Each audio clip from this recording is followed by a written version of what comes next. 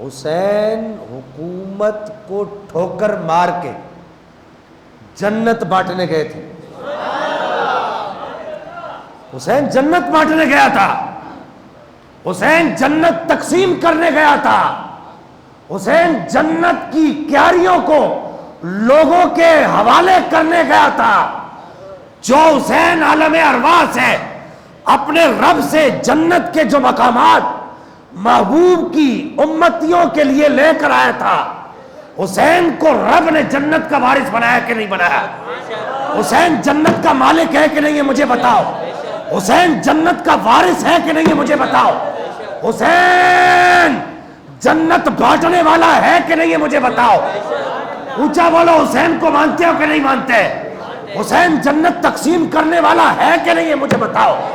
جنت حسین کی مٹھی کے اندر بند ہے کہ نہیں, یہ مجھے بتاؤ. جنت حسین کی آنکھوں کے اشاروں کی محتاج ہے کہ نہیں, یہ مجھے بتاؤ.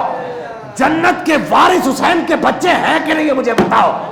حسین جو اپنے رب سے جنت لے کر آیا تھا اور جس کے لیے جنت کا جو مقام اپنے نانا کے امتیوں کے لیے لے کر آیا تھا, حسین کربلا میں حکومت لینے نہیں گیا تھا, اپنے نانا کے امتیوں کے لیے جو جنت کے مقامات تھے وہ سب کے حوالے کرنے گیا تھا.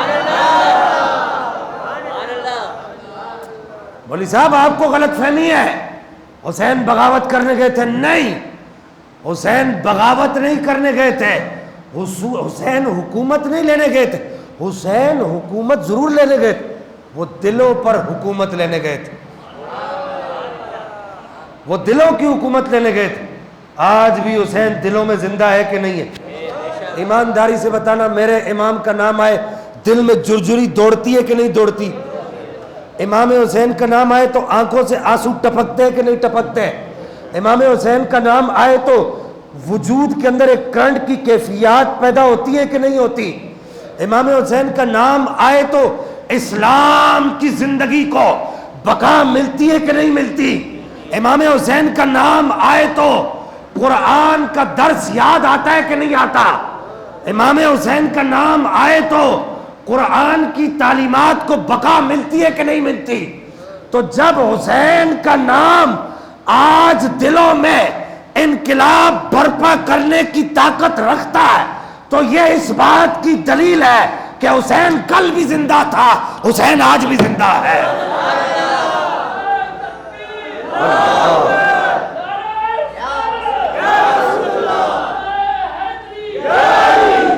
اکھ دی ٹھنڈک دل دا چین,